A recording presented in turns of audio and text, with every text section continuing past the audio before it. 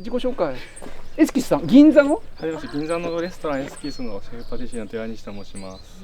粒で送ってて、結構な期間もう使ってくれてるんですよね。1回で終わるかなと思ったんだけど、結構定期的に使ってくれてて、してまんべんなくいろんなのを使ってくれてる。それがどうなってるかもう後でね。はい。して、ちくてさんのメンバーまず。ちくてベーカリーの北村です。よろしくお願いします。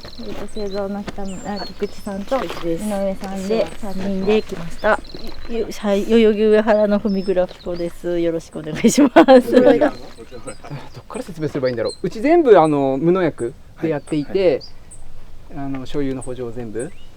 十勝の平均規模が45ヘクタール、うちは大体50ヘクタールぐらい持っていて、それを全部の補助で有機認証を取ってオーガニックで小麦と大豆を作っていて、で一歩進めて、職人だから分かると思うんですけど、はい、コールじゃないですか、なんか変な方向に走っていくじゃないですか、自分のなんかもう、はい、っていうことで、もう今は肥料も有機質肥料もあげないで天然のこういう供給雨とかっていうので作ってるっていう。日本の人は自然栽培って言いますけど、そういうので小麦と大豆を作ってるってことですね。で小麦はご存知だと思うけどいろいろ作っていて、今ここにいるのが、ここに去年はスピリチュアルウィートって呼んでまして、今年は祈りの小麦っていうことで無事収穫できれば出すんですけども、これは最初に見たことないのが入ってたんで、ポツンって。今まで見たことない緑肥っていうのを栽培している時に、小麦作ってない時ですよ、小麦の前の土作りのための緑肥っていうのを作ってた時に一株だけその子供たちと一緒に大王抜きっていうのを楽しんでやってたんですけど、その時に見たことないのがポツンってあって、そんな感じに見たことないねと思って、そこに印つけといて種取ったんですよね。でそこから増やし始めたのが7年前ぐらいで、20粒をまいて、ライ小麦ってネットで調べたらそれっぽいのが出てきたんですよ。だからライ小麦の種巻いてないんですよ。ポツンって入ってたんだから。ライ小麦の種なんて買ったこともないし、なんでそういうことやったかわかんないですね。7年前か。なんでやったか分かった。思い出した。7年前だから、その前にブレディポピュラッションっていう自分で販売するってことをやっていて、でそのブレディポピュラッションっていうのはその当時何でしたっけ、ノアカモホカモホだかノアっていう名前でやってたんですよ。カモホの後がカモホの後ノアですよね。でやってたんですよね。でそれはいろんな小麦を混ぜるっていうコンセプトで、いろんな小麦を混ぜるとそこから自然に交配して新しい品種が出てくるだろうっていうなんか野望があったんですよ。それは野望っていうかね、話長くなる原因ですか、9割カットだから昔バーバンクって結構有名な人がいて、アメリカの三大発明家ですよね。エジソン、誰だかバーバンクって。バーバンクは電気じゃなくて植物の品種改良する人なんですよ。そのバーバンクの品種改良の仕方ってすごい特殊で、思いで品種改良するってやり方なんですよね。思いで例えばサボテンがすごい、バーバンクを名前に有名にしたのは、アメリカ行ったら分かる。アメリカ行ってる人誰だ？アメリカにバーバンクっていうジャガイモ今でもあるらしいんですよ。バーバンクがなんかジャガイモの畑で1個だけ見たことないジャガイモを若い彼氏頃に取って、同じですよね、小麦ですよね。バーバンクが取ってそれをジャガイモを増やしたっていうのがなんかすごく美味しくて大きくなってっていうので、バーバンクっていう品種になるぐらいで有名になったんです。それがバーバンクの育種家としての始まりだったんだけど、有名なのはサボテンですね。トゲのあるサボテンにずっと話しかけたらしいんですよね。もう君はもう安全だから守らなくていいんだよ、トゲはいらない、有名じゃないですか。そしたらトゲのないサボテンができたっていう、ちょっと変わったような育種のする人で、それがずっと頭の中にあった。なんでそのポツンって生まれたのかっていうのもスピ目線で言うと、やっぱりその北の香りで大全滅してるのを何回も繰り返していて、そういうただ美味しいじゃないですか、北の香りって。でもそういうのってすごい大全滅する可能性がある、後発芽でね。でそういうなんかで結局北穂波になっちゃったじゃないですか。ないんですよ。夢力は硬すぎてあんまり美味しくないでしょ。ないですよね。春小麦はドンが出るからもう全然ダメでしょ。でパン屋さんが喜ぶようなものを作ろうと思ったらないんですよ。ないのでこうやって祈ってたんですよ。なんかそういうのがあったらいいよねみたいな。何年も心の中で漠然と祈り続けるんですよ。ちょっと祈っただけじゃないですよ。もうずっとですよ。だって3年に1回穂発芽してたんですよ。北の香りが。そうですよ。だからもう常にもう溜まってたんですよ、その思いが。って時にバツンって出たんで、これはなんかもう祈りが通じて、もう品種がもう授けられたんじゃないかなぐらいなスピな考えになってっていう思いもありますよ。なので原点が祈りだから、今回は祈りの原点に戻って祈りの小麦っていう名前にしようと思ってます。っていうところまで。パンにする上での小麦の特性みたいなものってどういうところになってくるんですか？しっかりしてるんだけど焼くと本当にケーキみたいなふわーって軽いってことですね。軽いし中力口ど薄力よけりっていうか、そう軽くて口どけよくってで皮も香ばしくてで皮のその香ばしさみたいなのはそのふすまのうまみかなって感じで、なんか優しい感じですよね。優しい雰囲気がね、もう。色づきもすごい良かった。完全にやる気ない格好できてそうやらないよ。大丈夫今日はもうもし長袖いやコーヒーをねこぼしちゃってね。出発前にコーヒーを全部本当はこういう格好じゃなかったんですけど。全然入る気ない格好だなと思って誰も来てくれないから言いますけど、7年ぐらい前にこれ緑肥だったんですよ。でその後ちゃんとまともになったんですよ。その後まともになったんですよ。あ、もうなったんですか。で今の状態これですから。でスペルト小麦だったり現代小麦風だったりいるんだけど、これ全部元は20粒から始まってますから、全部突然変異の突然変異の突然変異の突然変異のっていうのを7年繰り返したっていうのが今これ。います。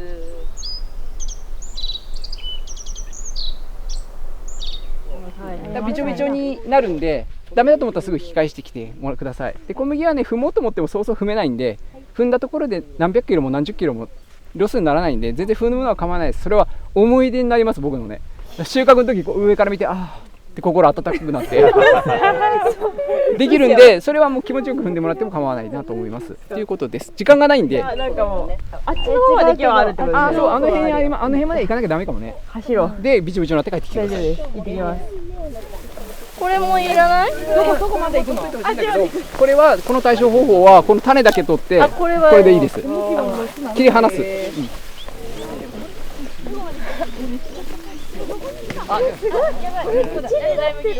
もしかしてあっちの手前にあったやつもちょっと軽く。ないのはずですが合ってますかね。それ大丈夫です。意外と今年少ない。もう中川さんが一回全部やっぱりやったって言ってました。早い。なんで意外とないんですよ。あの辺にいっぱいある。あれ抜きたくないですか？あそこ横から行こうか。じゃあ行っちゃいましょう。それじゃあそのまま左へ。左にいっぱいある。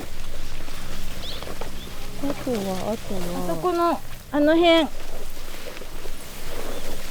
取ってきたから緑のは取らないで来ちゃったんで。そうなんですよ。これでもこれで豆パン作ったらすごい飛ぶように売れますよ。原種のスズメの片べらって豆でしょ。あ、そういうこと。すごい希少価値だと思う。こ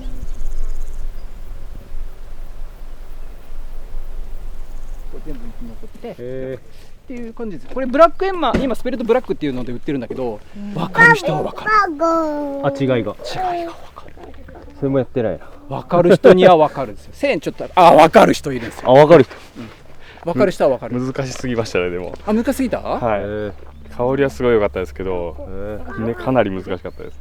膨らまないってことですか？吸水が弱かったですね、かなり。本当に？はい。でも味はすごく良かったんで、100% は僕は難しかったんですけど、で混ぜて使いたいなっていう麦ではありましたね、本当に。味がなんか香ばしいのね、ブラックエンマの部分が。でちょっと膨らみが弱くなっちゃうんで、こうスペルトと混ざってるぐらいがちょうどいいのかなと思います。使いやすいのはね。100% のいまいちね、エンマ小麦ってね、世界でもね、テントウムシ嫌いすぎでしょ、あなた。らしくて、エンマ100ってアインコンかスペルトかみたいなところがあるんですよね。オフイビラさんのブラックエンマ100でやるんですけど、やっぱちょっと外皮が多い感じがして、大きいように見えて殻が大きいんで身があんまり入らないんですよ。でこっち2粒だからさらにないんですよね。っていうぐらい希少なんだけど、みんなアインコは食べるけどエンマはそこまでっていうヨーロッパですよね。フランスにずっとおられた方だから分かる。なんか結構振ると残ってくるもの少なくて、だから100でやるけど膨らまないから型で詰めてやるんですけど、あとはもうこの間ビスコッティ作ったんですけど、美味しかった。美味しかった。粉の味はめっちゃ美味しいですね。ブラックエンマ。外皮が多いんで香りがねやっぱりしっかりあるとか、ね、味わいが旨味があるとか、複雑な香り味いっぱいありますね。いやそうなんですよ。他が見てるよ。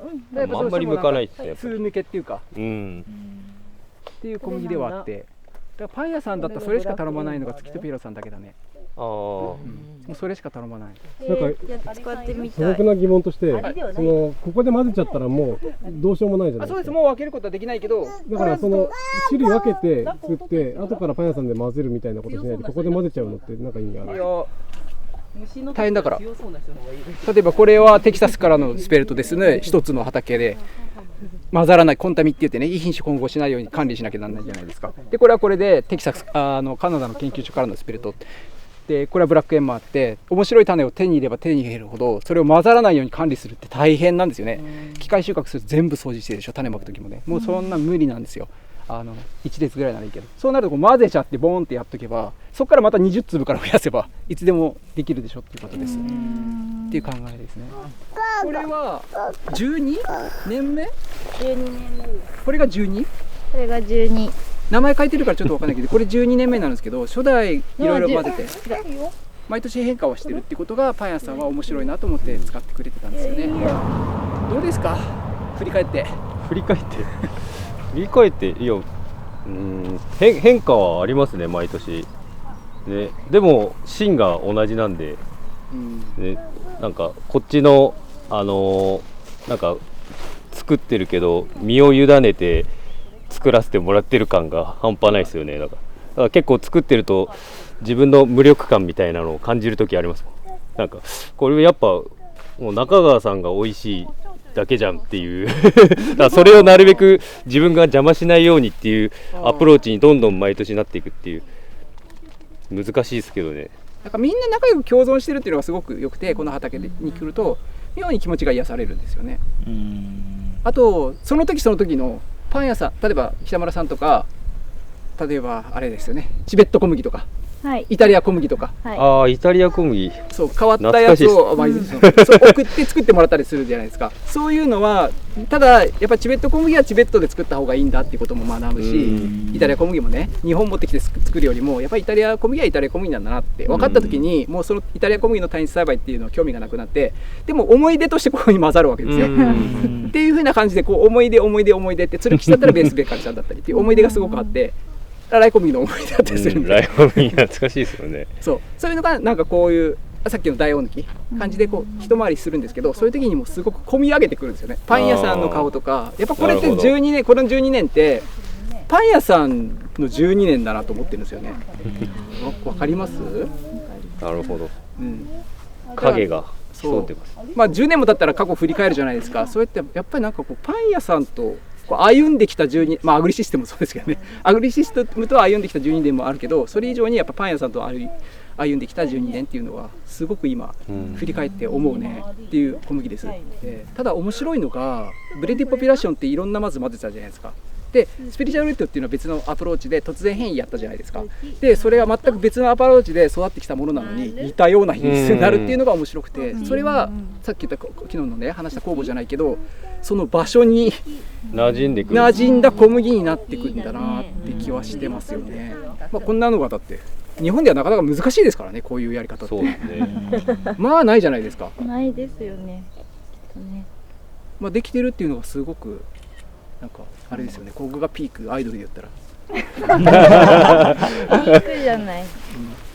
何種類ぐらいの最初は3種類から始めましたけど、4、5、6、7、8ってどんどん増えていって、そこにスペルトが入って、スペルトだけでも4、5、6、7、8っていう種類がありますから、でライ麦が入ってきて、ライ麦でも5、6種類の種類があるから、全部トータルしたらフランスの200種類っていうのには全然投稿及ばないですけど、2、30ぐらいはあるのかなって気がしてるんですよ。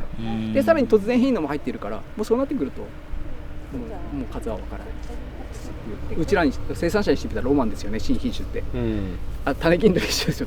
ウルトラ酵母が出てくるっていうロマンあるじゃないですか。でもそうそう現れないじゃないですか。だからそれと同じぐらいで 2% の交配率しかないから、すごい特別なこう子孫が出てくるっていうのはまあまあなかったんですけど、ただいろんなことを混ぜることによってなんか新しい品種が出てくるっていう期待はあったんだけど、それはブレードポピュラーションじゃなくて、あっちのスピリチュアルのイートの方で達成された願望がね。だから願望って持ったらなんか思いもしない方向から叶うんだなって思いますね。質問したらいいですよだから。でも願望があるからね、そっちそう出てきた時に気づけるから、そうなんですね。やっぱり思ってないと始まらないですよね。そうなんですよ。パッて思ってすぐ叶う願望もあれば、10年20年越しに叶う願望もあって、ただその願望がないことにはそれは叶わないし。だからパン作ってても、なんか5年前とかできなかったけど、あれ今できるなってことっていっぱいあって、だから全然見える世界変わってくるんですよね。そうなんですよ。で気づけばスピリチュアリストになってるとか、そうなるんですって。そうだから気づいたらやっぱりうちも勇気だけになってるし、もう種も小麦種だけになったし、なんかやっぱそういう風になれるなと思って。でもそれ多分中川さんの麦とかがあったから、多分超えられた部分もめちゃくちゃあるなっていう。それ多分お互い様なんですよね。お互い様です。だってこれだって使ってくれるしなかったら、まだ10年もやらないでしてずっと北穂波作ってる。で北穂波ばっかり作ってたらこういう学びもないし、何もないですから。飽きて見に来ないですよね。うちがずっと北穂波作ってたら。また北穂波かみたいな。まああんまパン作れないですからね。お互い様でなんかこう影響、いい影響が。中川さんの小麦使ってて、やっぱりその辺の発酵とか香りとかやっぱ超えてくるものがあるんで、あ、置いてかれてるとか、なんか自分が思ってるのと全然違う方向に行くんで、やっぱそこがめっちゃ面白いですよね。楽しいっすよやっぱ。私はやっぱりその技術的なものとかにそんなに自信がないんで、とにかくやっぱりその見える人のもので作りたいから、でやっぱり補助行ってその年々で違うことを楽しみに頑張ってる中川さんに会って、中川さんのその年の補助の小麦でできたパンがやっぱり好きだから、でそれをこうね、その年のそれっていうのをこう作るっていうことにそこにやっぱり楽しみがあって、何でしたっけ、言ってたじゃないですか。パンをは食べ物なんだけど食べ物じゃないみたいなことをニュアンスのことを言っていて、人を喜ばせるものだみたいなことをすごく何回も言っていて、それがすごく印象に残ってるんですけども、で片根さんとか横でその話を後日したら、パンは食べ物だよねって片根さんらしい片根さん言っていて、片根さんらしいコメントです。喜ばせたい、まあ、人を喜ぶ顔が見てるのがいい、それがやっぱり楽しい、パンを作る原動力だけど、やっぱりそのパンでなんか支えたいというか、誰かのためになりたいっていうのはそれなんですって。でなかなかそういうことをおっしゃるパン屋さんはいなくて、ポンといろんなパン屋さん来たらやっぱ質問するんですよ。なんでやってるかとか、そういうただパンを作るとかお金を経済的な以外に何かあるんですかってパンって帰ってくる人はほとんどいないんですよね。まあ西野さんはあるのかもしれないけど、いやなんでそういうどういう思いでパン作ってるかっていう、なんでそうですよ。あんまりパンっていうものに執着はないかもしれないですね。ワインとお料理ですもんね。ワインもそうですし、ワインだってそうなんですけど、これじゃなきゃいけないっていうふうには思ってないですけど、結果これじゃなきゃいけないかもっていうのは最近思ってて、それがパンとかワイン。そうなんですね。そう、最初お会いした時に池田さんと豊さんに来たのがすごい印象で、真っ白な服着てねで一言目に愛ですって言ったんですよ。そうですよ。怪しいと思ったんですよ愛です、愛しか言ってないからその時。池田さんと2人で来て、だから結局そこなんですよね。だからパンじゃなくてもいい、何でもいいんですよ。もともとね音楽とかやってて、表現するもの、音楽やめて何か表現できるものでパンを選んだんですけど、だから愛をちょっと吹き込んでるんですよ。音楽も愛があったってことですか。愛あるっすよ。愛しかないですよね。じゃあどうもありがとうございました行きましょう、豊さん行きましょう、豊さん行きましょう、豊さん行きましょう。はい、なんかいい機会をありがとうございます。気が引き締まる思いでしたね。身が引き締まる。西野さんの話とかも、はい。別にいらんかったらいらんでいいです。は